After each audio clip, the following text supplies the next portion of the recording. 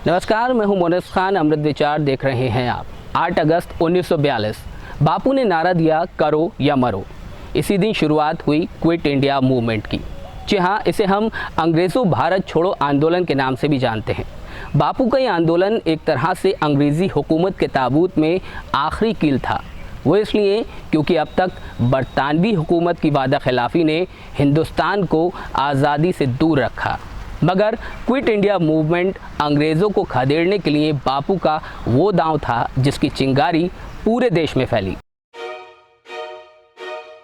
हिंदुस्तान को आज़ादी 15 अगस्त 1947 को मिली, मगर इसकी असल नींव रखी गई 8 अगस्त 1942 को। मुंबई का ग्वालियर टैंक मैदान, जिसे अब अगस्त क्रांति मैदान कहा जाता है, यहीं से महात्मा गांधी ने शुरू किया वो आंदोलन जिसने अंग्रेजी हुकूमत को खदेड़ने के लिए अब तक का सबसे तगड़ा अहिंसक वार किया।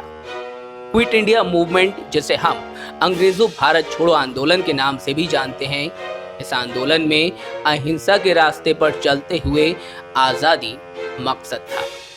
नारा दिया गया, करो या मरो।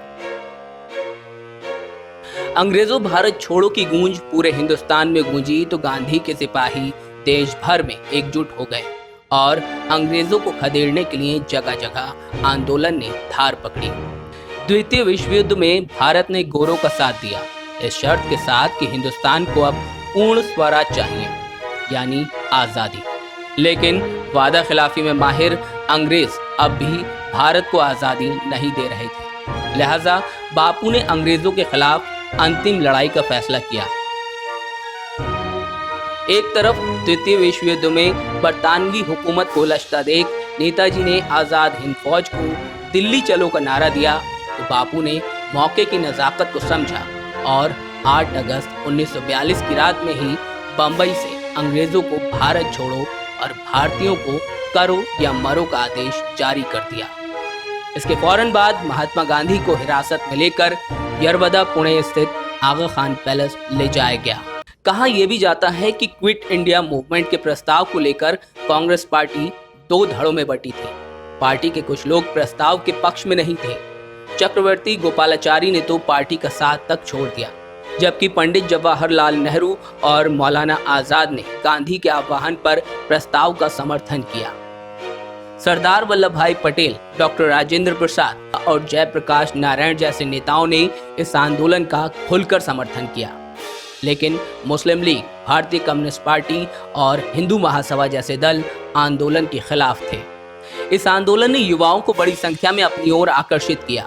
कईयों ने अपने कॉलेज छोड़कर जेल का रास्ता अपनाया। 9 अगस्त 1942 का सूरज उगता इससे पहले ही कांग्रेस वर्किंग कमेटी के सभी सदस्य गिरफ्तार हो चुके थे। साथ ही कांग्रेस को गैर कानूनी संस्था घोषित कर दिया गया।